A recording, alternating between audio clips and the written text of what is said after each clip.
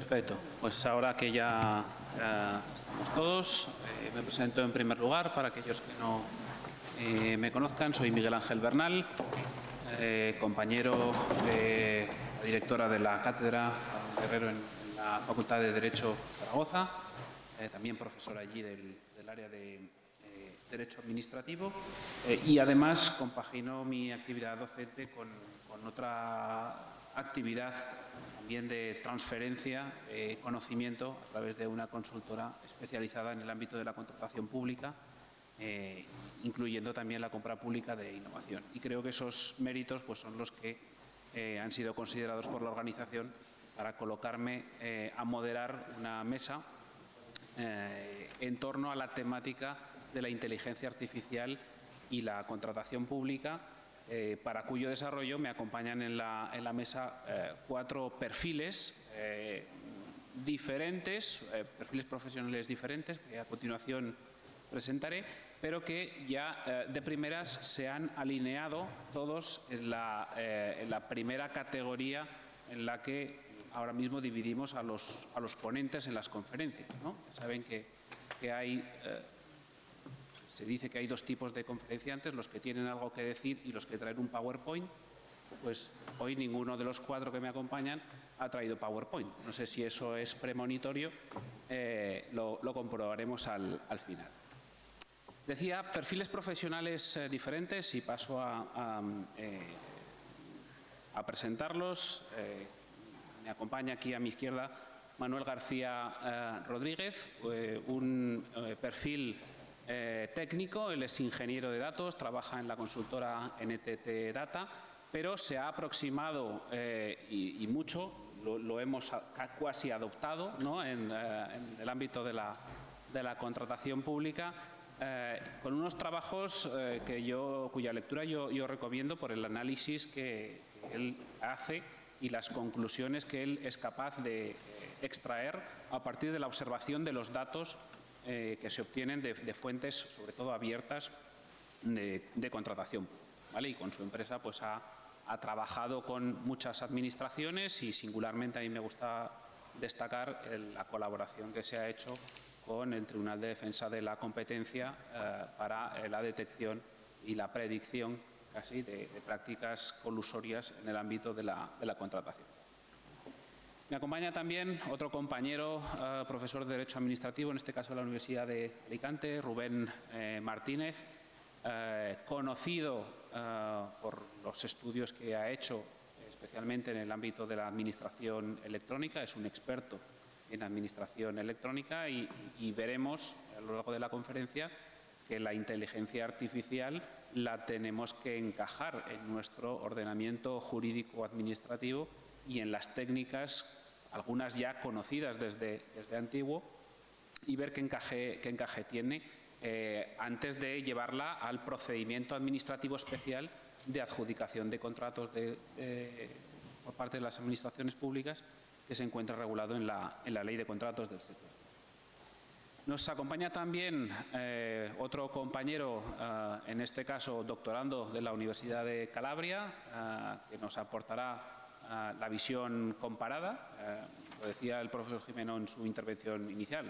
¿Por qué no nos fijamos en qué es lo que están haciendo en otros sitios para valorar qué decisiones tomamos aquí, ¿no? Se llama el benchmarking. Pues bueno, él nos lleva tiempo ya aquí en Zaragoza profundizando y estudiando para su tesis doctoral y lo hemos incorporado a esta mesa. Él habla un itañolo perfecto, con lo cual se le entenderá perfectamente. Y finalmente nos acompaña también Marta Cortés, que es interventora delegada de la Junta de Comunidades de Castilla-La Mancha, interventora delegada en el Departamento de Hacienda de aquella comunidad autónoma.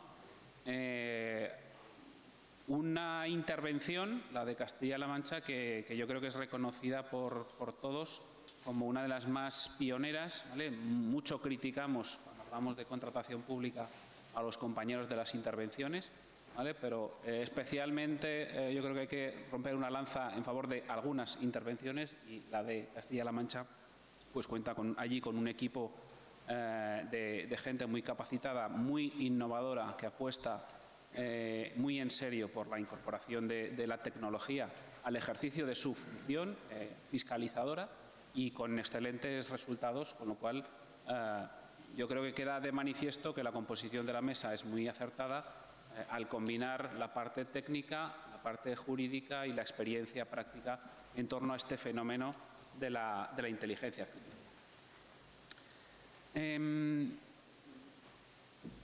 Creo que se impone, no voy a empezar como una cosa que tenía sentido hace 2 años, cuando salió la famosa herramienta del ChatGPT, pues todas las conferencias comenzaban con: le he preguntado a ChatGPT qué opina de la inteligencia artificial en la contratación pública, ¿no? Y el moderador, el introductor, pues leía una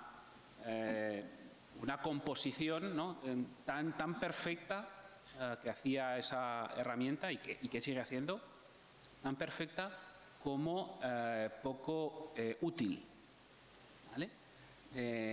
Ya casi marco mi posición, ¿no?, respecto de ese fenómeno. Pero antes de hacer eso, yo creo que para aproximarnos en esta mesa al fenómeno de la inteligencia artificial, se impone que alguien nos cuente, que nos aproxime de qué estamos hablando cuando hablamos de inteligencia artificial, ¿vale? Y como es un campo que proviene de la técnica, creo que se impone que le pregunte a Manuel que nos aclare, que nos depure algunos conceptos de qué hablamos cuando hablamos de inteligencia artificial. Gracias, Miguel Ángel. A la cátedra, a los organizadores, Carmen de Guerrero, por la amable invitación, por permitirme estar aquí. Quería dar un dato, ¿no?, siendo un poco redundante como ingeniero de datos, de cuánto es el porcentaje que se destina a salud en la contratación pública, porque a veces no es conocido. Según la OIRESCOM, un 31% del total del gasto de la contratación va orientado a salud.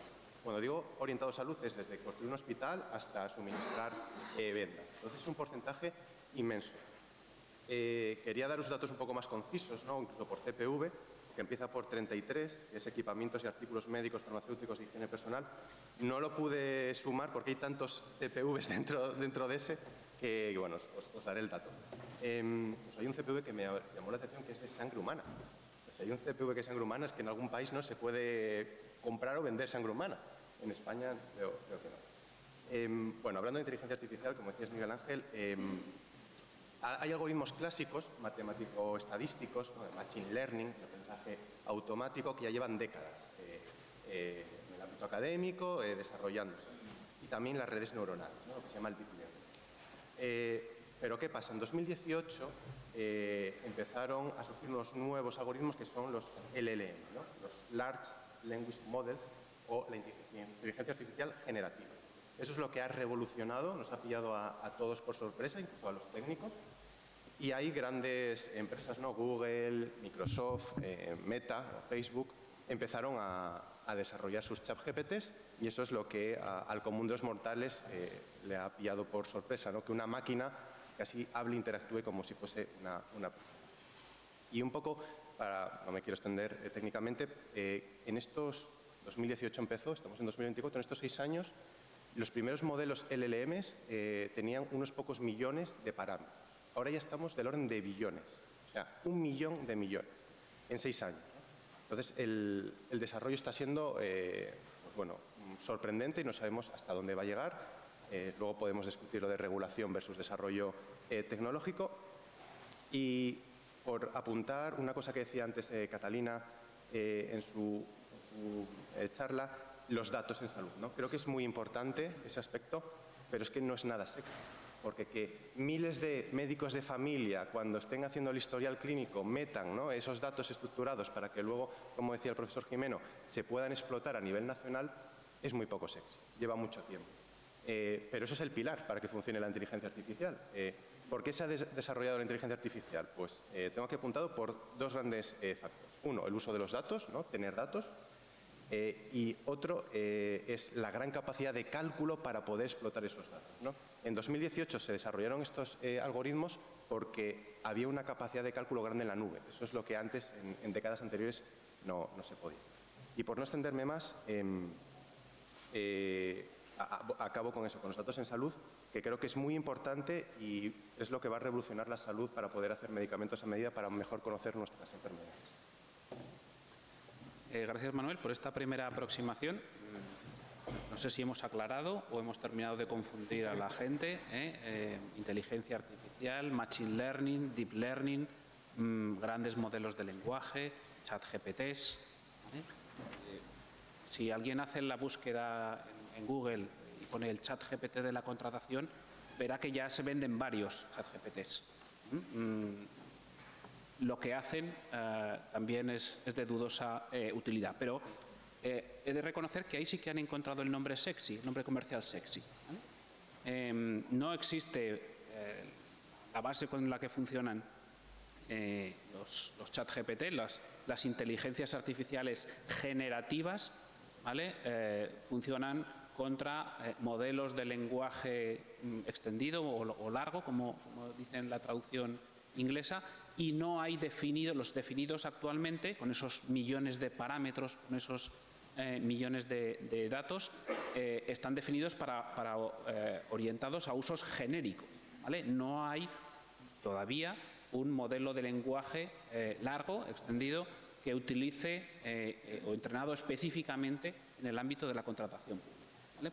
Con lo cual, todos los discursos que se hacen ahora de inteligencia artificial y contratación pública, pues hay que tomarlos con cierta precaución, porque las herramientas que se utilizan para hacer esas pruebas, esos pilotos, no han sido entrenadas y desarrolladas específicamente en materia de contratación pública.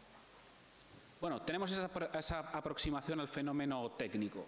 ¿Cómo nos lo llevamos a nuestro ámbito de actuación, al ámbito de actuación de la administración pública? Eso evoca necesariamente nuestras leyes de procedimiento administrativo y de régimen jurídico del sector público, tanto en España como en Italia. Ricardo, Rubén, ¿qué nos podéis decir? ¿Cómo aterrizamos la inteligencia artificial en la actuación administrativa? Buenos días a todos.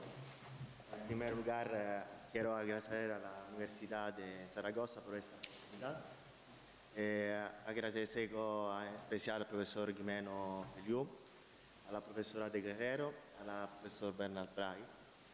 Gracias también a los colegas por la interesante intervención.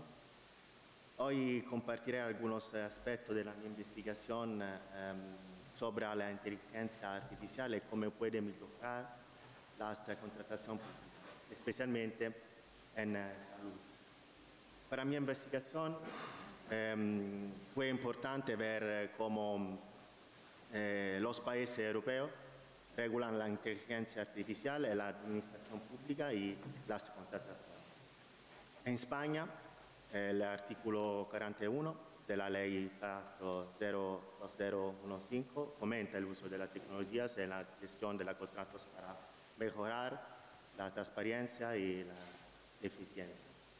Esta ley permite el uso de la inteligencia como una herramienta para mejorar los contratos, siempre con la supervisión humana, especialmente en el manejo de datos sensibles o decisiones críticas.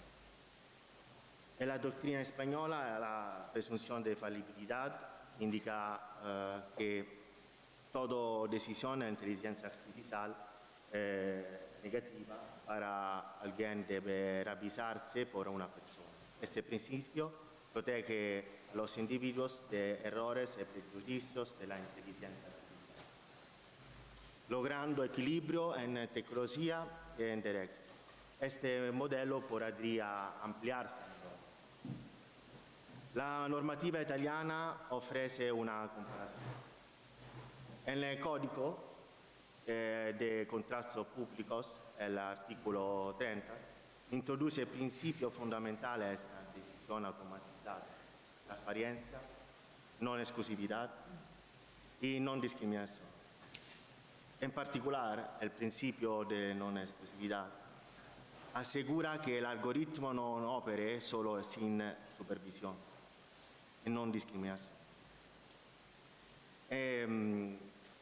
En particular, el principio de la non esclusività assicura appunto y el de la no discriminación garantiza l'imparcialidad. El Reglamento Europeo de la Inteligencia Artificial es importante para Europa. Su objetivo es proteger el producto de inteligencia artificial en el mercado, asegurando calidad y seguridad. Este enfoque es positivo, pero no siempre protege derechos individuales y decisiones críticas, como salud o administración. Para abordar a estas lagunas del Reglamento Europeo, en Italia, la propuesta de la Ley Meloni sobre la inteligencia artificial, aprobada el 23 de abril del 2024, se enfoca en el uso ético de la inteligencia artificial, protegiendo derechos fundamentales.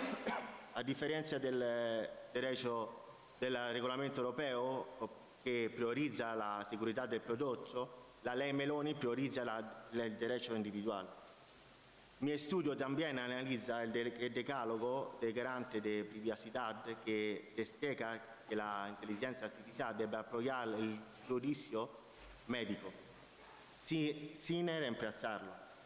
Esto es importante para el expediente sanitario electrónico, donde la inteligencia artificial ayuda a gestionar datos clínicos y a mejorar la diagnóstica. Y es verdad, concluyo, la inteligencia artificial tiene el potencial de transformar la administración pública y mejorar la salud. Sin embargo, necesita una regulación estricta para garantizar un uso ético y seguro. Gracias por la atención y les pido disculpas por mi pronunciación en español. Perfecto, muchas gracias. Muchas gracias. Ricardo, Rubén, ¿y en España cómo estamos? Bueno, es una buena pregunta. Yo quería también agradecer la invitación. Estoy encantado de estar aquí en Zaragoza, tanto por los queridos compañeros de la Universidad de Zaragoza, a Carmen como directora de la cátedra, y al instituto también por poder estar aquí. Un privilegio poder venir a una ciudad tan maravillosa, a un sitio tan espectacular, que yo no sabía que había estado aquí Albert Einstein. Eso ya es una cosa fantástica, ¿no? Y encima para hablar de una cosa que a uno le gusta y que trabaja con esto. O sea, es un día redondo. Bueno, yo antes de aterrizarlo la cuestión, ¿no?, a la ley, fundamentalmente ley 40, sí que quería comentar dos elementos importantes desde el punto de vista conceptual. El primero es el tema del uso de los datos. Se ha comentado, es absolutamente esencial, fundamental. Y la Unión Europea, que la Unión Europea no es una ONG, porque la Unión Europea es una unión de intereses fundamentalmente económicos y comerciales, ha puesto el empeño en dos espacios de datos fundamentalmente. Espacio de datos de salud y espacio de datos de contratación pública. Por tanto, ese elemento es absolutamente imprescindible, previo a las cuestiones casi conceptuales. En segundo lugar, y lo ha comentado el profesor Gimeno Feliu, el concepto de inteligencia artificial está anclado en el principio de buena administración. Necesariamente está relacionado. La inteligencia artificial la tenemos que utilizar, por tanto, para mejorar los procesos administrativos, con una finalidad clara, y en salud todavía más. Por eso la importancia, pues, también del valor. Aterrizando en nuestro ordenamiento jurídico, pues la verdad es que la legislación de contratos no dice absolutamente nada de inteligencia artificial. El reglamento europeo sí que se refiere a contratación pública, utilización de sistemas de inteligencia artificial para la evaluación estratégica de la contratación pública, es de lo único que nos habla en realidad. Pero sí que tenemos un marco normativo que se debe empezar a aplicar, ¿no?, y que nos puede permitir utilizar herramientas de inteligencia artificial en los procedimientos de compra pública.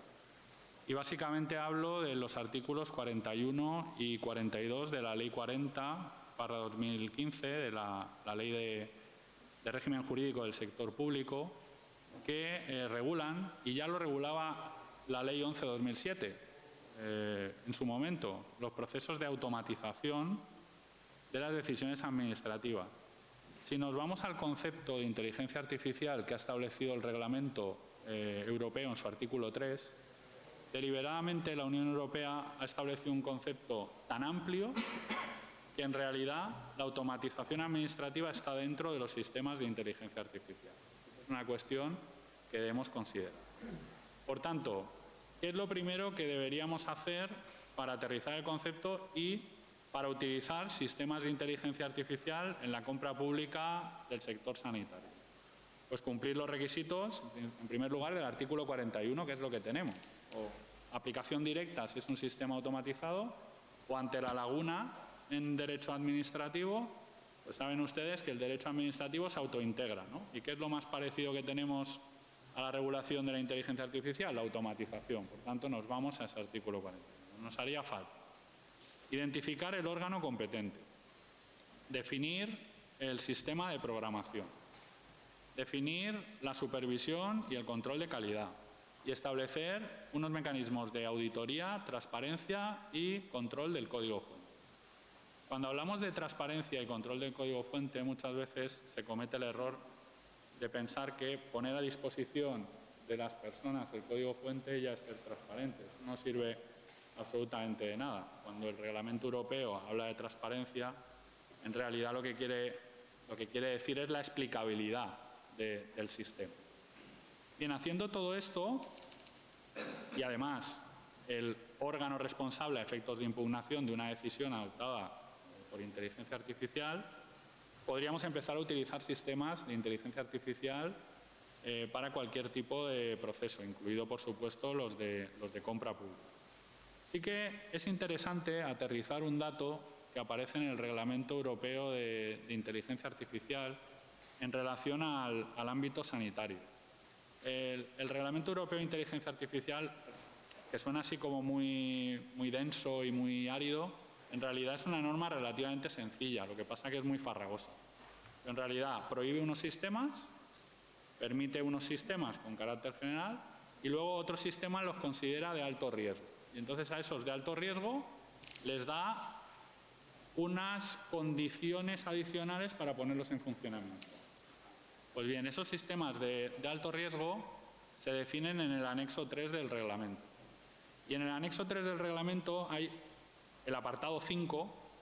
Hasta el apartado 5 dentro del ámbito del sector público son todos muy interesantes.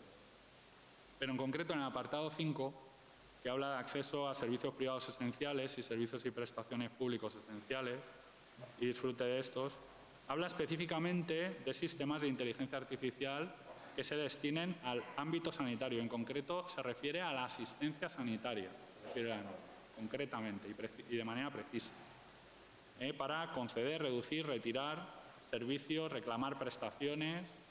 Y luego también se habla específicamente de los sistemas de evaluación de las llamadas de emergencia y los sistemas de triaje. Se está investigando mucho para el tema del desarrollo de sistemas de inteligencia artificial para el triaje médico en el acceso hospitalario. Pues bien, estos son sistemas de alto riesgo. Y entonces, ¿qué quiere decir que son sistemas de alto riesgo? ¿Que no los debemos utilizar? ¿Que no los podemos utilizar? No, nada más lejos de la realidad. Lo que quiere decir es que existen unas garantías reforzadas y esas garantías reforzadas básicamente pasan por unas condiciones más o menos estandarizadas y establecidas en la normativa y por una evaluación de impacto del riesgo que hay en derechos fundamentales, que al final no nos debe asustar lo de la evaluación de impacto. La evaluación de impacto de un sistema es simplemente realizar un análisis de riesgo y establecer unas medidas preventivas por si hay algún problema. Y esto se lleva haciendo ya muchos años en materia de protección de datos. O sea, no nos debe asustar. Por tanto, tenemos marco normativo para empezar a utilizar sistemas de inteligencia artificial.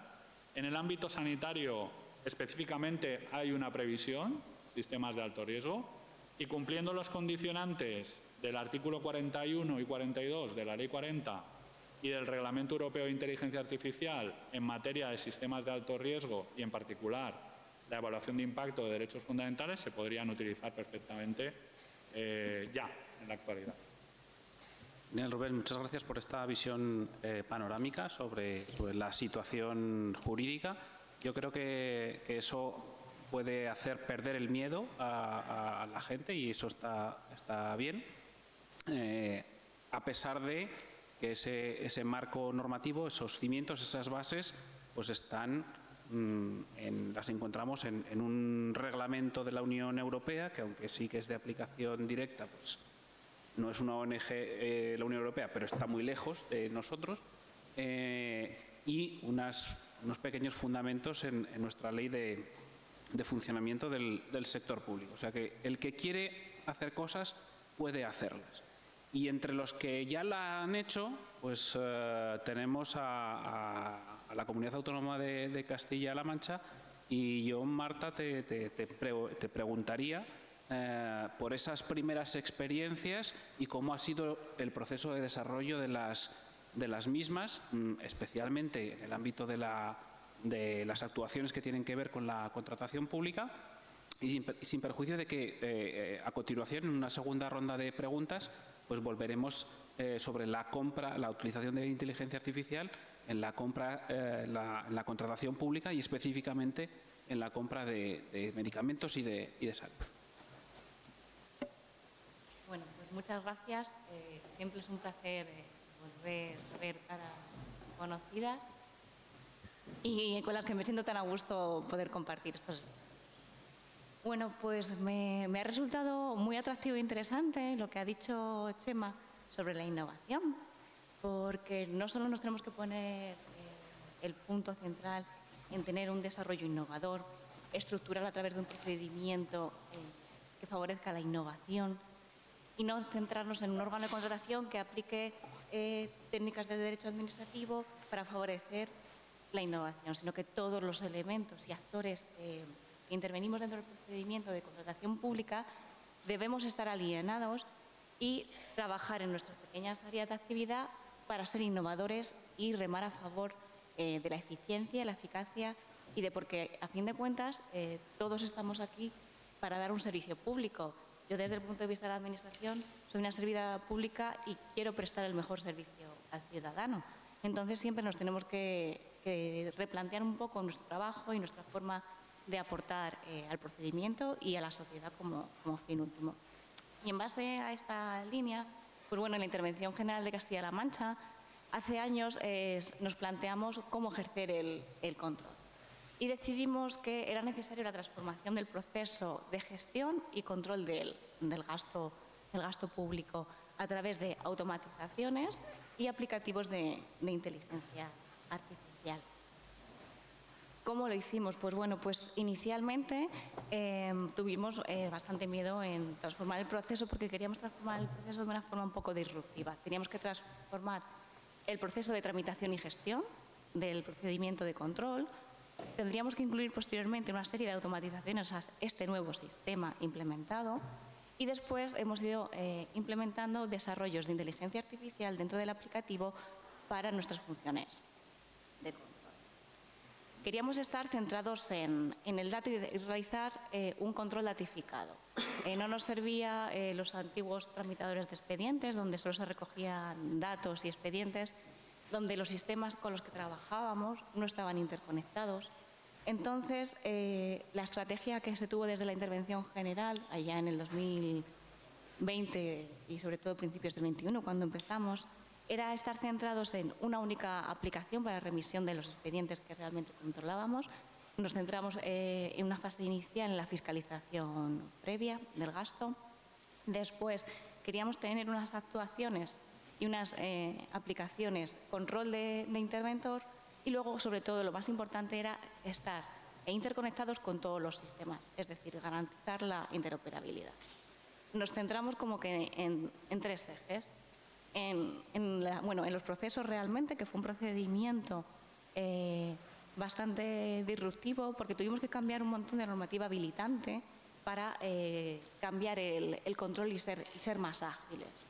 Se hicieron cambios normativos muy interesantes, como fue la nueva Ley de Hacienda de Castilla-La Mancha en 2023, que fue la primera ley nacional por la que se suprimieron los actos de ejecución presupuestaria. Eso fue una cosa súper novedosa a nivel nacional, porque ninguna otra administración se la había planteado hasta ahora. El cambio de esta ley pues, acompañaba también otras modificaciones reglamentarias, como fue la instrucción de fiscalización limitada previa, la instrucción de operatoria contable y las leyes de presupuestos sucesivas del 2023 en adelante. Os cuento simplemente la idea que tuvimos con la ley de Hacienda. No tenía sentido que hubiese dos actos administrativos, porque no tenía sentido tampoco que cuando ya se había aprobado un expediente, imaginas, se han aprobado la aprobación del expediente, los pliegos administrativos y el PPT, y ya se había fiscalizado todo el expediente con su documentación contable asociada, ¿qué órgano directivo se iba a negar posteriormente a aprobar el gasto? Es decir, no tenía sentido. Entonces, partimos de la idea de que quien tiene la competencia para aprobar el acto de negocio jurídico inherentemente está aprobando la fase presupuestaria correspondiente. Eso, aparte de tener un montón de automatismos y simplificaciones del proceso, pues bueno, nos ha permitido llegar muy lejos. Después nos apoyamos en los sistemas, que es ahí donde hemos tenido el cambio novedoso y hemos usado la tecnología en muchos sistemas, que es el escritorio del interventor. El escritorio del interventor es una aplicación donde se realiza todo el control interno que realizamos. Es decir, interopera con los tramitadores externos, realizamos el control y se remite automáticamente todas nuestras conclusiones. Estamos sembrando datos de calidad dentro de esta aplicación, que es el escritorio, porque ya no hacemos informes ni revisamos documentación fuera del sistema, sino que vamos piqueando apuntes del extremo de la fiscalización limitada previa, estamos sembrando con esos TIC datos de calidad, generamos un informe de forma automática y se remite de forma automática al gestor nuestras conclusiones.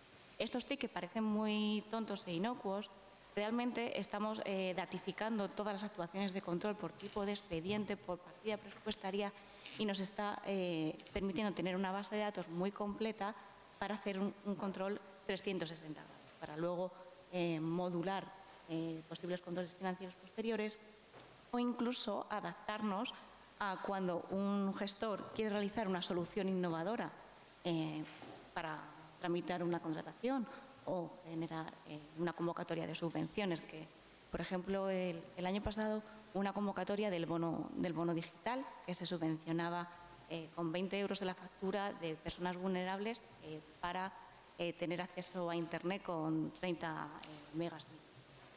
Entonces, la Dirección General de Transformación Digital, que fue quien hizo la convocatoria, pues hizo una automatización del procedimiento de concesión. Entonces, ahí nosotros cambiamos el chip, nos teníamos que adaptar a ellos también, porque habían tomado una solución innovadora. Entonces, no podíamos seguir anclados en nuestro trabajo de fiscalización tradicional de unos extremos. No, nos salimos de la función fiscalizadora previa e hicimos una auditoría interna de sistemas de esas concesiones. Entonces, bueno, pues la eficiencia en este caso fue abrumadora, porque se reconocieron, creo que fueron 13 millones de euros en subvenciones en 2 días, con todas las verificaciones automáticas realizadas por la intervención, porque nos salimos de nuestro perfil típico. Te estaba escuchando la descripción de esa experiencia y me acabo de ratificar en la idea que yo tengo de que para implementar la inteligencia artificial y sacarle todo el partido que esa tecnología puede tener en los procedimientos de contratación pública, necesitamos probablemente, como hicisteis en el ámbito de la fiscalización, hacer una reingeniería de nuestros procesos, de nuestros procedimientos de contratación pública. Porque los procedimientos de contratación pública arrancan muy atrás en cómo están definidos en nuestras normas. Fueron definidos sus trámites, sus tareas, fueron definidos en un momento histórico en el que para nada se pensaba en utilizar inteligencia artificial para automatizar algunos de esos trámites, ¿no? Claro, sucede además que las posibilidades que nos da la tecnología no van muy por delante de lo que habilita el principio de sometimiento a la ley y al derecho en la actuación administrativa, ¿no? Esa vinculación positiva al principio de legalidad, que también puede ser un freno a la implantación y el desarrollo de estas formas de actuar, ¿no? Lanzo una pregunta a todos para ver qué pensáis sobre esto. Si necesitamos hacer esa reingeniería de procesos y qué es lo que hay que hacer para habilitarla, probablemente necesitemos cambiar nuestras normas, ¿no? Tú nos lo ponías como ejemplo. La ley de contratos del sector público, nos lo avanzaba Rubén, no habla de inteligencia artificial. Habla de medios electrónicos para decir lo que ya decía una ley 10 años anterior, con lo cual a lo mejor el escenario en el que nos tenemos que mover específicamente no es el adecuado, ¿no? ¿Qué tendríamos que hacer? ¿Qué pensáis? Lanzo la pregunta y cualquiera de vosotros podéis responder. Bueno, si quieres empiezo, yo te cuento brevemente cómo lo hicimos y pues evidentemente es que la tecnología nos da unas posibilidades que a veces bien la legislación y nuestra propia mente, por ser jurídicos en mayor medida, no conseguimos ver. Entonces nos tenemos que apartar, yo creo que un poco del enfoque jurídico, ver qué queremos hacer para ser más eficientes. Si la tecnología me lo permite, y una vez ahí, si tienes la posibilidad de modificar tu legislación, hazlo. Nosotros en la Junta de Comunidades de Castilla-La Mancha, sobre todo en la esfera del control interno, sí que tenemos habilitada la regulación interna propia, entonces podíamos jugar con eso. Y a la vez que íbamos desarrollando el contrato, que al final decidimos, que luego si queréis hablamos de las opciones que tenemos cuando intentas comprar innovación, pero una vez que trabajamos en nuestra solución, que era un trabajo conjunto de la intervención con el contratista que era adjudicatario, fuimos desarrollando mediante metodología ágil y Scrum los distintos desplegables y sprint. Cuando tuvimos un producto mínimo viable, lo pusimos en un proyecto piloto que fue la Consejería de Hacienda, y entonces cuando empezamos a ver que funcionaba, ya íbamos trabajando en los cambios normativos necesarios que teníamos que tramitar y fuimos a la par, fuimos cambiando los sistemas y el procedimiento a la vez que estábamos cambiando toda la normativa habilitante para que cuando tuviésemos esa tecnología ya lista y preparada para ser exportable al resto de consejerías, legalmente tuviésemos el marco normativo habilitado. Sí, yo creo que el profesor Bernal, que tiene mucho conocimiento de causa, pues nos ha hecho una pregunta casi para ponernos el balón en el punto de penalti, ¿no? Yo creo que con el tema de la reingeniería.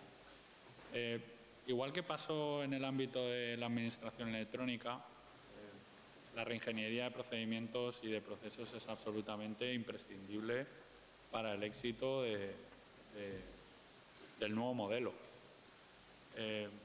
Cuando desde Alicante, en ocasiones solos, en ocasiones en colaboración con otros colegas de la Universidad, por ejemplo, de Murcia, de Castellón, hemos hecho trabajos de campo, de implantación de sistemas de administración electrónica o de contratación pública electrónica. Siempre hemos seguido el mismo esquema de funcionamiento y nos ha funcionado bien. Lo primero, crear un órgano de liderazgo institucional, y ese órgano de liderazgo institucional tiene que ser consciente, esa visión estratégica, ¿no? Tiene que ser consciente de que lo primero que hay que hacer es el equipo que vaya a hacer la reingeniería de procedimientos tiene que tener una adecuada formación. Porque si no tiene una adecuada formación, la práctica previa nos dice que lo que van a hacer es automáticamente mimetizar lo que se hace en papel a la modalidad electrónica. Da igual que sea administración electrónica, contratación electrónica o inteligencia artificial. Una vez que tienen las herramientas de formación suficientes y el conocimiento suficiente como para hacer una reingeniería de procesos, los propios trabajadores del servicio, yo creo que ese ha sido uno de los éxitos de la intervención general de Castilla-La Mancha, ellos, con ese conocimiento, son los que tienen que hacer la reingeniería de procedimientos y nadie. No una empresa externa, una consultora externa, sin ningún tipo de colaboración por parte de los propios trabajadores de la casa. Esa reingeniería de procedimientos es además absolutamente fundamental. ¿Qué sucede? Que aquí tenemos un tope y una barrera, que sí que es legal, que en Castilla-La Mancha en intervención no la tuvieron, porque ellos sí que tenían la llave de la regulación. Y el tope, a mi juicio, es que la legislación de contratos del sector público, como bien ha comentado el profesor Bernal, está basada, nuestra Ley 9/2017 en materia de tecnología está basada en las directivas anteriores, no está basada en las directivas de 2014. Esa es la realidad. Y las directivas del 2014 permitían muchas más posibilidades desde el punto de vista de la automatización de procedimientos que ni siquiera se han incorporado en nuestro ordenamiento jurídico. Y voy a poner un ejemplo de un sistema de presentación de ofertas que a mí me parece interesantísimo, que es los catálogos electrónicos. Sé que pueden ser ciertamente polémicos en el ámbito de la compra en salud por el tema de la vinculación a precios previos, pero eso se puede regular, y se puede regular de otra manera y no pasaría absolutamente nada. Pero es una herramienta muy interesante para automatizar procedimientos de compra pública que en España no la tenemos ni siquiera regulada en la Ley 9/2017. Entonces tenemos ahí un problema. Quizá, si como ha aventurado de alguna manera el profesor Gimeno, y estoy de acuerdo con él, lo próximo que nos pueda venir sea un reglamento, ahí ya tendremos una hoja de ruta mucho más clara, porque los Estados no podremos hacernos trampas al solitario nosotros mismos, dejando la regulación anterior y, por tanto, yo creo que ese obstáculo que tenemos no estará. Aún así, yo creo que tenemos mecanismos y herramientas para aplicar sistemas de inteligencia artificial, lo he comentado antes, para innovar, para hacer esa reingeniería de procedimientos y para empezar, sobre todo, con sistemas de automatización. Temas de catálogo electrónico que se puede aplicar por efecto directo del artículo 36 de la directiva. Es una previsión precisa, bastante clara, por qué no se podría utilizar. ¿Por qué no utilizar sistemas dinámicos de adquisiciones combinados con subasta electrónica, que sí que lo permiten las directivas del 2014 y no lo permitían las directivas del 2004? Es un cambio sustancial. Lo que quiero decir, en definitiva, se puede innovar con las herramientas que tenemos. El marco normativo español lo pone un poco difícil, pero sí se puede hacer y yo creo que se debe hacer y se debe empezar sobre todo por los sistemas de automatización. Perfecto, Manuel. Sí. Un poco sobre el concepto de la inteligencia artificial. Es un concepto deslizante, ¿no? Creo que los jurídicos tenéis me gusta mucho ese concepto jurídico indeterminado. Pues yo creo que la inteligencia artificial habría que ponerle concepto jurídico indeterminado. ¿Por qué? Porque hoy está claro que lo que es inteligencia artificial, lo que puede hacer inteligencia artificial, si lo hubieseis regulado hace 10 años, seguramente lo hubieseis definido de una manera muy diferente. Y dentro de 10 años seguramente se defina de otra manera. Entonces, cuando la normativa está a pie, ¿no? muy cerca del desarrollo tecnológico, primero, es muy difícil de regular y segundo, puede matar un poco la innovación. Entonces, bueno, por ahí apunto eso. Y después, respecto a casos de uso, ¿no? que se pueden hacer en contratación. Perdona que te corte. Antes de entrar en casos de uso que vamos a ir ahora, me interesa tu visión. Tú que conoces la evolución tecnológica y conoces también los ritmos de desarrollo legal y regulatorio, ¿cómo ves ese lineamiento? Sí. Bueno, el ser humano es un animal de modas, ¿no? Ahora es inteligencia artificial, hace unos años era el Big Data, hace otros era la digitalización. Al final es toda una senda, un continuo. Rubén apuntaba en que hasta la automatización, ¿no? Se define ya como inteligencia artificial. Bueno, poniendo eso como base, yo creo que, bueno, que esté en el foco mediático es muy importante, pero también hay que dar un espacio al sector privado, ¿no? Y en salud es muy bueno porque es un sector que tiene la parte pública, en España la joya de la corona, ¿no? Yo creo que es la sanidad pública, pero también hay una parte privada. ¿no? Y deberíamos un poco ver qué están haciendo esos hospitales, cómo están gestionando, cómo están comprando, para aprender y tratar de traerlo a lo público, ¿no? Hay otros sectores que igual no tenemos esa dualidad público-privado y no se puede aprender lecciones. El desarrollo tecnológico, ¿cómo lo veo versus la regulación? Bueno, ahora los expertos dicen que hay 3 modelos de regulación, ¿no?, en cuanto a la IA. El modelo europeo, ¿no?, que es la defensa de los derechos de los ciudadanos, el Rights Driven. El americano, que es la defensa del libre mercado, Market Driven. Y luego está el chino, que es la defensa del Estado, ¿no?, que es el State Driven. Bueno, no sé cuál triunfará, espero que triunfe el europeo o el americano. Pero todos tienen sus ventajas y desventajas, ¿no? Uno pone más el foco sobre lo social, sobre la defensa de los ciudadanos, los americanos, pues bueno, más sobre el libre mercado, y el chino, pues, control del Estado. Yo creo que igual es un mix, ¿no?, de eso, bueno, un mix del americano europeo, para un poco balancearnos, como decías, ¿no?, que el sector privado, la defensa de los derechos de los ciudadanos, del sector público, y entre los dos, pues poder seguir evolucionando, desarrollando esta tecnología. Gracias. Completando un poco vuestras ideas, no sé si Ricardo quieres apuntar algo. Me da la impresión de que teniendo las bases para poder actuar y estando convencidos de que tenemos que cambiar la forma de hacer las cosas, los impedimentos que podemos encontrar para ello tenemos que superarlos de alguna manera, ¿no? Entonces, yo casi veo que la solución puede venir, no sé si por una nueva regulación, ¿vale?, porque cuidado con cómo regulamos con una visión de hoy que pasado mañana ya queda obsoleta y quedamos anclados a una regulación. Y ahí tenemos un ejemplo, a mí me gusta citar, que es el concepto de innovación. Estamos hablando de comprar innovación y tenemos un concepto, no sé si han reparado, tenemos un concepto de innovación definido en las directivas europeas de contratación pública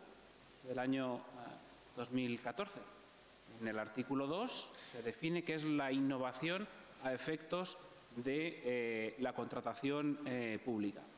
Y buen ejemplo de la desactualización de los conceptos y el riesgo y el temor que yo tengo de que pase lo mismo con la inteligencia artificial es que en ese concepto de innovación de la directiva de 2014 se hace referencia a la consecución de unos objetivos plasmados en el documento Estrategia Europa 2020. Estamos ya en el 2024. ¿Cómo interpretamos esa previsión legal, ¿no?, cuando ya hemos superado los objetivos que hemos establecido en nuestra propia regulación? Por eso yo, cuidado con la regulación que hagamos de la inteligencia artificial, porque corremos el riesgo, como bien apuntaba Manuel, de que el desarrollo tecnológico vaya por delante y nos quedemos fuera de juego, como se suele decir, ¿no?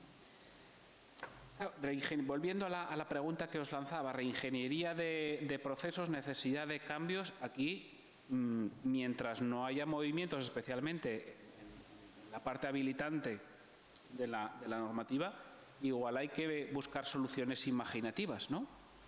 Si tenemos la llave de la regulación, muy bien, pero ¿y si no la tenemos? Igual hay que hackear el sistema, ¿vale? Y aquí en la Comunidad Autónoma de Aragón tenemos algunos ejemplos, no para la utilización de la inteligencia artificial, pero sí otras tecnologías disruptivas como fue el blockchain, ¿no? Ahora mismo nuestro sistema de recepción de ofertas que se utiliza en el Gobierno de Aragón combina la plataforma de contratos del sector público con un sistema novedoso basado en tecnología de registro distribuido. Y nuestra ley de contratos tampoco habla del blockchain, como tampoco habla de la inteligencia artificial. Con lo cual tenemos que hackear el sistema y buscar las herramientas para ello.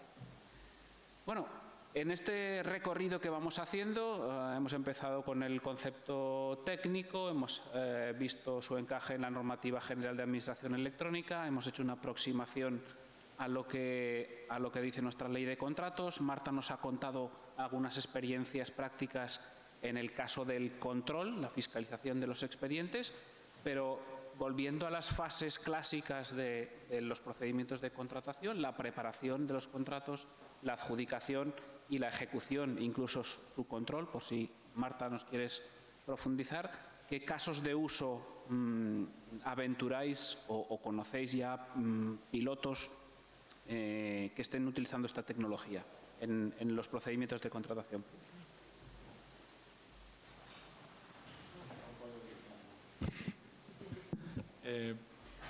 Yo veo un caso de uso clarísimo en la fase de preparación de los contratos, es la elaboración de los pliegos y más en materia de compra pública en salud.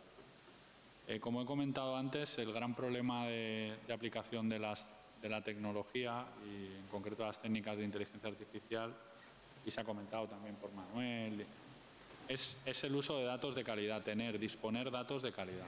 Pero es que en estos momentos tenemos 2 espacios de datos en la Unión Europea regulados ya, que tienen regulación, que esa regulación está vigente, y uno de ellos es el espacio de datos de salud, porque es un ámbito especialmente sensible.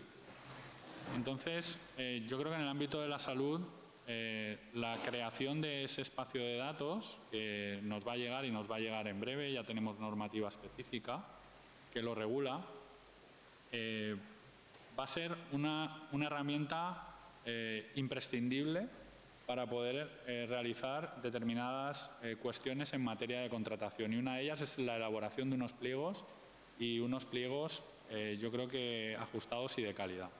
Vinculado también al espacio de datos en contratación pública, que no estaba originariamente entre los espacios de datos, pero es el primer espacio de datos de administración pública que precisamente ha pretendido poner en funcionamiento la Unión Europea. Combinando estos dos, podemos saber perfectamente cuestiones que ya se han puesto de manifiesto en la lección inaugural del profesor Gimeno Feliu. Si tenemos claro que el establecimiento del valor estimado del contrato sistemáticamente está mal en los contratos de salud, pues vamos a tener unos datos volcados en ese sentido en el espacio de datos de contratación pública, que combinados con el espacio de datos de salud nos van a permitir la elaboración de unos pliegos que desde el punto de vista del valor estimado del contrato esté bien ajustado. Claro, es que eso es clave. Y muchas veces esa labor dentro de la administración se hace directamente a través de casi al 100% empresas externas. Está bien porque es una colaboración que se tiene que dar, pero no al 100%, sino con una combinación de participación de la administración pública y de los técnicos y de las empresas externas. Por tanto, en la preparación de los contratos yo creo que es absolutamente clave esa utilización de herramientas de inteligencia artificial para clasificar, obtener datos de calidad, obtener incluso un diseño de los pliegos previo, que luego pueda tener una supervisión humana, porque además vamos a tener en principio datos de calidad tanto del espacio de datos de salud como el de contratación pública. Y luego podemos hablar de otras fases.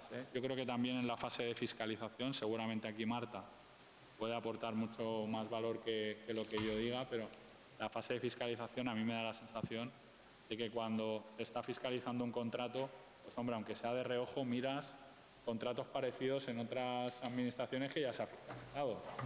Entonces, si eso lo tienes en un espacio de datos de contratación pública bien clasificado y puedes utilizar esos datos, pues miel sobre hojuelas. Bueno, pues a ver, desde el punto de vista de control, nosotros tenemos automatizaciones y aplicativos de inteligencia artificial, porque basamos en que lo que nos viene del gestor no hay ningún tipo de automatización ni aplicativo de inteligencia artificial a la hora de, por ejemplo, elaborar unos pliegos, una propuesta de adjudicación o incluso en el reconocimiento de obligación cuando viene la factura y hay que conformarla por el responsable del contrato. Nosotros hemos hecho la tarea en nuestro ámbito de actuación, pero también somos conscientes de que si el gestor innova y aplica automatizaciones o aplica técnicas de inteligencia artificial, nosotros vamos a apoyarle, le vamos a acompañar en el proceso, no solo para el diseño, que muchas veces trabajamos conjuntamente en diseños de procesos de los órganos de contratación con intervención, sino cómo enfocar nuestro control, porque podemos ser más eficientes. Es decir, en intervención queremos bailar con el gestor y si ellos van rápido, nosotros queremos ir rápido. No queremos ser el torpe de la rueda de baile e ir entorpeciendo la agilidad. Entonces, como nosotros siempre queremos sumar, si vemos que hay gestores que están trabajando en técnicas de inteligencia artificial para la elaboración de pliegos, una vez que se revise, se haga una especie de auditoría en función del tipo de solución tecnológica que estén habilitando, podemos hacer técnicas alternativas de nuestro control para ser más ágiles, en el sentido de podemos analizar una base comparativa de pliegos, como has dicho, podemos revisar su modelo interno por la que te genera la inteligencia artificial esos pliegos, o incluso si se van a casos más básicos como las automatizaciones, que ya está como lo hemos acogido y lo hemos integrado en inteligencia artificial, pues también tenemos que acompañarles. Y en función de eso, lo bueno es que, como hemos dicho siempre, tenemos la llave de la regulación, entonces el interventor general dicta una resolución que para este tipo de expedientes, ya que se ha verificado los sistemas, nos salimos de la fiscalización y con una auditoría que se realiza en medio segundo, básicamente, porque realmente las concesiones del bono digital que fueron automatizadas, las propuestas de resolución se generaron, pues creo que fueron 13.000 resoluciones de concesión. Se generaba automáticamente en 1 minuto y medio y automáticamente con la auditoría de sistemas en otro minuto posterior se revisaron que estaban correctas y fue el control financiero, que era como la fiscalización previa de antes. Entonces, en función de la solución técnica que el gestor desarrolle, nosotros vamos a estar intentando acompañarle para ser más eficientes y ganar pues, los tiempos que son tan necesarios en un mundo tan cambiante. Por completar, un par de casos de usos más. Uno precisamente que desarrolló mi empresa para la intervención general, el fraccionamiento de contratos menores, ¿no?, que siempre está muy en boga. Ahí había un pequeño modelo de inteligencia artificial, ¿no? Comparaba objetos del contrato, proveedores, importes y bueno, si se le da al mismo proveedor por 14.999 euros y el objeto del contrato es prácticamente el mismo, pues hay un alto riesgo de que sea fraccionamiento. Pero además de ese algoritmo que sirve para detectar fraccionamiento, también sirve para hacer compra agregada, que es justo lo contrario, ¿no? Porque si detectas varias cosas iguales, puedes agregarlo y tener eficiencias. Eso en el campo sanitario creo que es muy importante. Y luego, otro caso de uso es el que antes citabas, Miguel Ángel, el que se hizo para la CNMC, para la Comisión Nacional de los Mercados y la Competencia, para detectar colusión, ¿vale? Cuando un cártel de empresas se amañan licitaciones. Y esos, en el ámbito sanitario también se da, ¿no? Por ejemplo, el cártel de los radiofármacos, investigó la CNMC y no sé judicialmente cómo está. Y luego también otro que era de los pañales, ¿no? Hincharon los precios artificialmente para el suministro de ese tipo de producto en hospitales. Y este proyecto, que también yo colaboré con la CNMC en su desarrollo, implica modelos de inteligencia artificial, ¿no? Y es como el uso de los datos masivos, todas esas licitaciones históricas, los proveedores, el adjudicatario, se analiza masivamente y un algoritmo puede detectar riesgos licitaciones en las que pueda haber un indicio colusorio que luego, por supuesto, una persona, un equipo tiene que investigar en profundidad, ver los expedientes y concluir si ha habido colusión. Yo creo que esos dos casos son muy interesantes. Perfecto. No sé si, Ricardo, en Italia, ¿conoces algún caso de uso que pueda ser mencionado?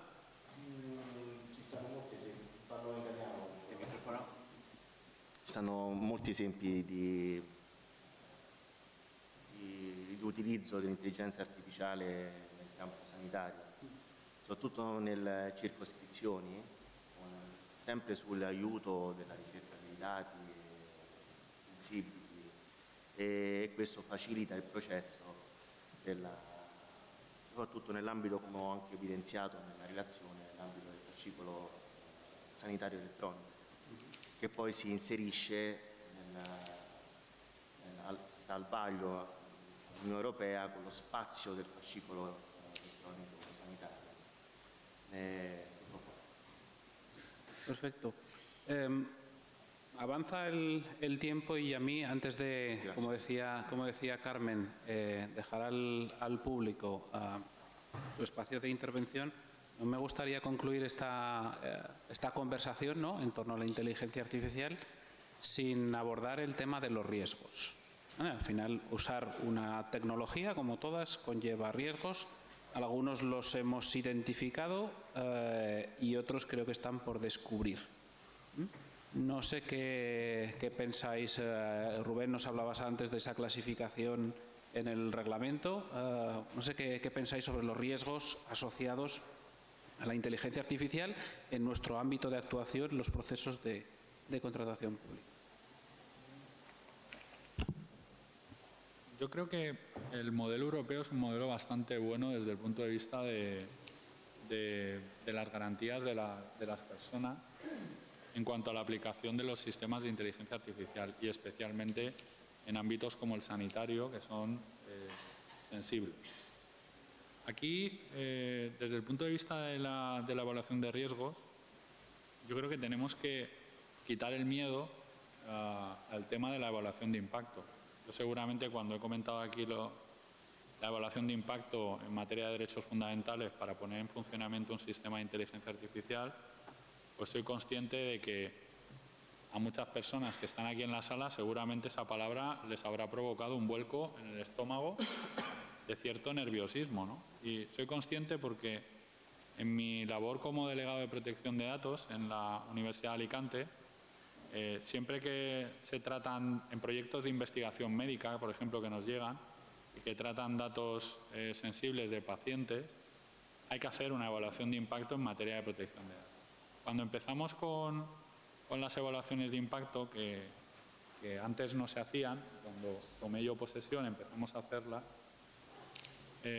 los investigadores y los profesores se asustaban mucho, decían, esto de la evaluación de impacto yo no voy a ser capaz de hacerlo. Entonces, nosotros les guiábamos en el proceso de realización de esa evaluación de impacto, que no es más que un análisis de los riesgos que pueda haber y el establecimiento de unas medidas correctoras por si se produce algún problema. Es simplemente esto.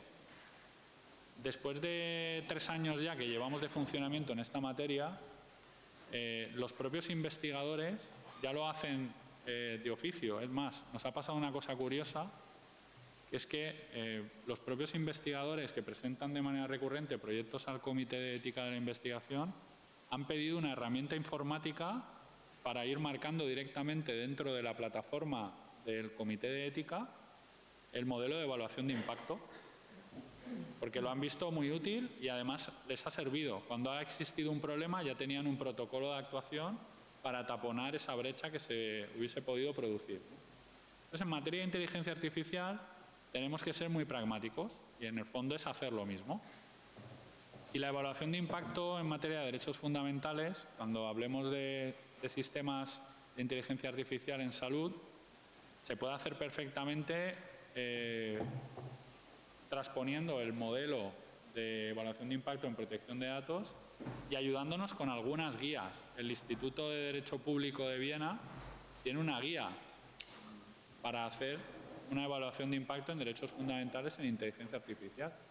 Está publicada y está bastante bien.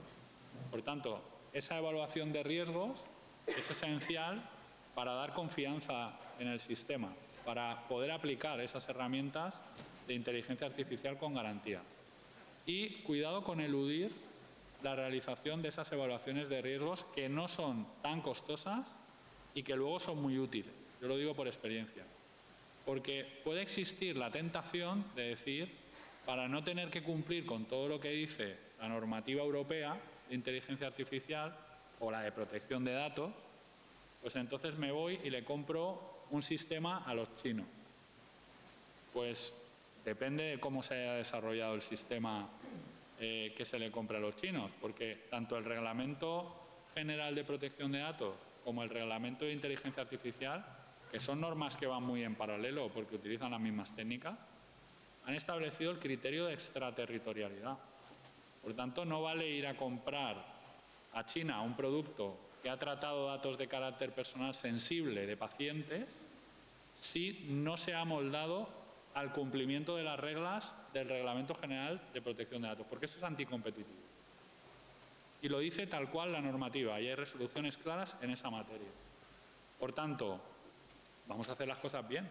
Porque, entre otras cuestiones, no es tan complicado. Al principio cuesta, pero no es tan complicado. Hace un mes aproximadamente estuve, mediados de septiembre, estuve impartiendo un máster de inteligencia artificial en una universidad colombiana y me pedían que hiciera una comparativa entre protección de datos e inteligencia artificial, ¿no? Y eran alumnos de posgrado que acababan de graduarse, por tanto tampoco eran grandes especialistas. Y lo que les puse de caso práctico para evaluar, les pasé un modelo de evaluación de impacto en protección de datos con un caso real, les puse un caso real de un chatbot guía médico, ¿vale?, que por tanto tenía un cierto impacto en la salud de las personas y requería evaluación de impacto de derechos fundamentales, y les puse la guía del Instituto de Derecho Público de Viena y les dije, háganme una evaluación de impacto de este sistema. Pues todos los grupos hicieron la evaluación de impacto y la hicieron bien. Dejamos una horita de asistencia, luego tuvieron una semana para trabajarlo. Me encantaría enseñarles a todos ustedes los trabajos que me presentaron. Estaban perfectos. ¿Por qué? Porque yo creo que se había vencido algo que en esta materia es muy importante, que es vencer el miedo a meter la pata, lo ha dicho el profesor Jimeno, y el miedo también al cambio, a lo desconocido.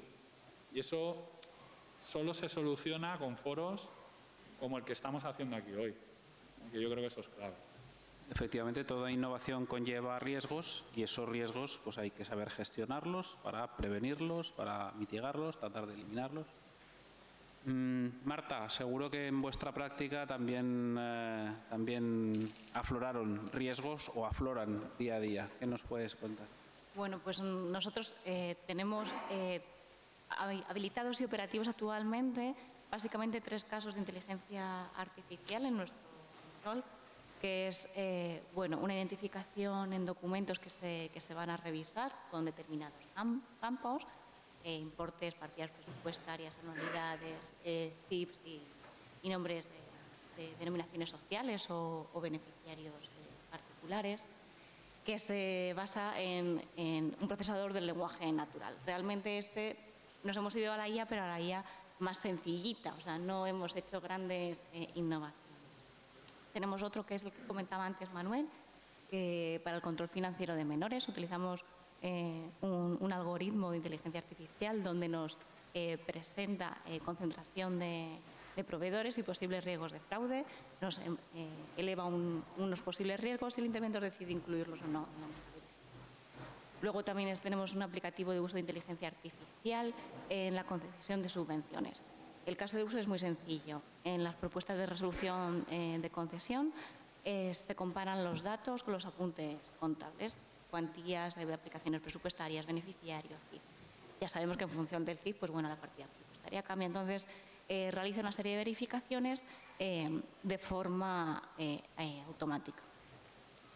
¿Está funcionando bien? Sí. ¿Podría funcionar mejor? Pues también, porque las resoluciones de concesión de subvenciones son variopintas en función de la consejería donde estemos hablando. Entonces, estamos entrenando un poquito al sistema con distintas variaciones de resoluciones de concesión para que aprenda y tener un resultado más satisfactorio. Una cosa novedosa que queremos intentar implementar más adelante es este aplicativo de inteligencia artificial para las resoluciones de adjudicación de contratación pública. Eso es ir un paso más allá. Y se nos complica un poco la tarea, porque claro, ni todas las resoluciones de adjudicación son iguales, porque todos los procedimientos de contratación son muy distintos y variopintos. Entonces, ese es un paso a futuro que estamos trabajando en ello.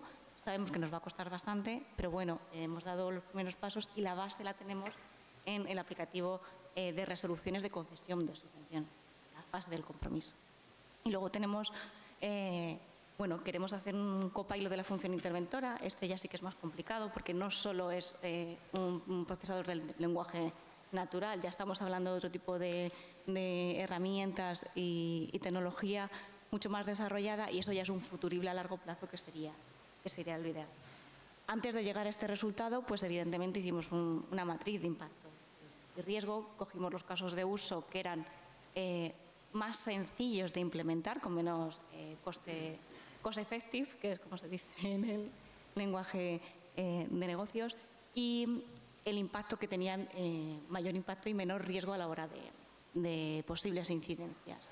Bien es cierto que los riesgos que tenemos en nuestro trabajo como la intervención están muy acotados. ¿Por qué? Porque no estamos teniendo una gran relevancia frente a terceros, no impactamos a priori nuestra decisión en ningún derecho de un tercero por nuestra simple decisión. Es un ámbito interno, entonces está muy controlado y nos permite llegar más lejos con mayor facilidad. Hablas de ámbitos controlados y me viene a la cabeza ya el término sandbox, ¿no? Hemos hablado de blockchain, hemos hablado de inteligencia artificial, hablamos de sandbox. Manuel, desde el punto de vista de los riesgos, por esa visión práctica que tú tienes en esos proyectos. Sí, pues bueno, se suelen comentar dos, ¿no? Uno son los sesgos, ¿no? En los datos, entrenar esos modelos de inteligencia artificial si están muy sesgados, por ejemplo, en el ámbito colusorio. Si entrenamos solo con licitaciones del sector de la obra civil, pues es más probable que detecte cárteles de obra civil que no del ámbito sanitario, ¿no?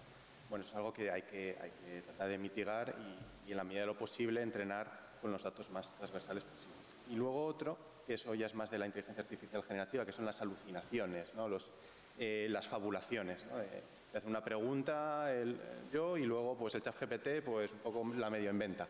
Pero es una característica también muy humana, ¿no? Nosotros cuando no conocemos algo un poco lo medio inventamos y luego te dicen, no, pero esto es así. Ah, vale, sí, es así. Entonces, eso me da miedo porque si la inteligencia artificial asume hasta nuestros propios defectos, es que es muy humano, ¿no? Y luego escuchando las intervenciones muy interesantes y un poco también para Rubén, a ver qué te parece, el tema de los datos, ¿no? La protección de datos que hay. Tenemos asumidos la expropiación de terrenos, ¿no? Cuando hay un bien común que se hace una carretera, expropias ese terreno, ¿no? Que es particular para que se haga la carretera. En los datos, sobre todo en el ámbito sanitario, si yo tengo una enfermedad rara que estudiando mi historial clínico va a ser muy beneficioso para poder desarrollar nuevos fármacos, etcétera, ¿podría negarme a utilizar esos datos y que la administración diga no, expropiese sus datos por el bien común, por el interés de todos? No sé.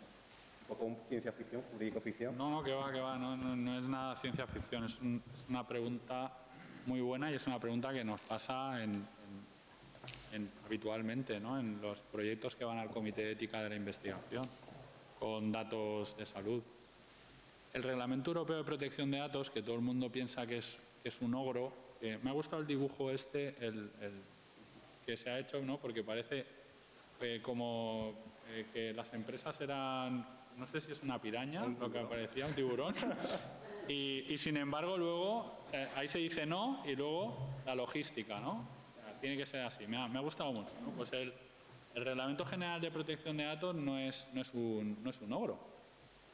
Todo lo contrario, es una norma que bien interpretada, que sé, claro, suele ser el problema, bien interpretada es una norma fantástica, ¿no? Efectivamente, los datos de salud son datos sensibles.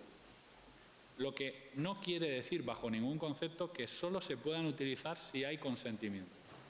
Los datos de salud se pueden utilizar siempre y cuando se cumpla con alguna de las bases de legitimación que establece, en concreto, los artículos 6 y 8 del Reglamento General de Protección de Datos. ¿Cuál es la clave? A mi juicio, y por eso yo creo y le tengo mucha expectativa al espacio de datos de salud de la Unión Europea, la anonimización de esos datos. Porque la anonimización de esos datos es posible en una inmensa mayoría de los casos. Entonces, siempre que los datos estén anonimizados, ya no es necesaria la regla de consentimiento. Si los datos están pseudonimizados, es decir, que es una enfermedad rara que solo afecta a 5 personas, pues evidentemente es muy posible que se sepa que esos datos son de una de esas 5 personas, ¿no? ¿Los podríamos utilizar o no? Bueno, si hay una base de legitimación distinta del consentimiento, si hay consentimiento no habría problema. Y si hay una base de legitimación distinta, tampoco. Y ahí tenemos dos, posiblemente, que se puedan utilizar. Que es la obligación legal, es decir, una norma legal que diga que esos datos, aunque sean pseudonimizados, se van a utilizar. Ya está, no hay problema. Y la segunda, la misión de interés público, que aquí requiere ya una interpretación, ¿no? Aquí ya requiere una interpretación y ser más finos jurídicamente hablando, ¿no? Pero también se podrían llegar a utilizar.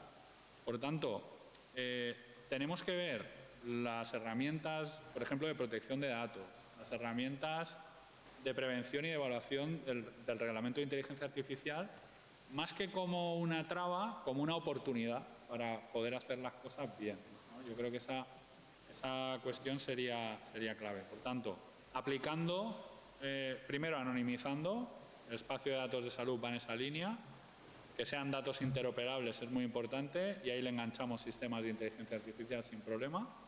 Y si no, pues habría que ver el tema de emisión de interés público, por una parte, o el tema de obligación legal. Por ejemplo, las famosas aplicaciones, a mí me hicieron varias entrevistas durante la COVID del tema de salud y protección de datos con las herramientas de geolocalización de personas.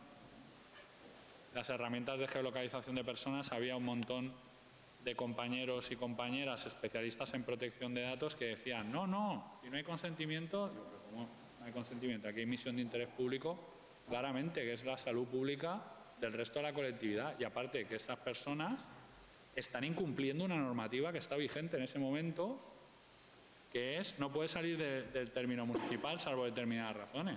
Es como que no hay consentimiento. Esto es como en el procedimiento administrativo. Ya no hay que dar el consentimiento cuando yo inicio un procedimiento de subvención, la administración recaba mis datos y luego va a iniciarme un procedimiento de inspección porque yo he falseado mis datos de alguna manera y me va a iniciar un procedimiento de inspección y sancionador posterior. Ya no le tienes que decir a la persona, oye, ¿me das tus datos para que te inspeccione?